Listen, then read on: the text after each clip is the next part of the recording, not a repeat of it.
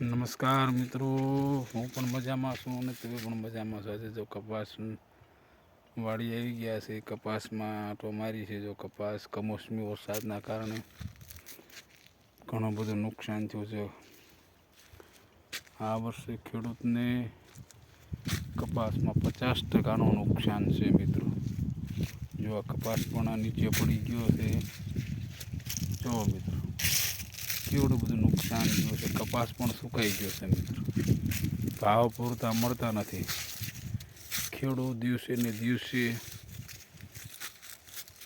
થાકતો જાય છે, કારણ કે કપાસના પૂરા ભાવ મળતા નથી. ખાતર બિયારણના અત્યારે શિયાળુ વાવેતર કરવાના છે તો ડીએપીના 1800 રૂપિયા, ટ્રેક્ટરનું હકામણ બધું મોંઘું થઈ ગયું છે અને ખેડૂતને પૂરા ભાવ મળતા નથી. એટલે ખેડૂત દિવસે ને દિવસે આ ભારતનો ખેડૂત થાકતો જાય.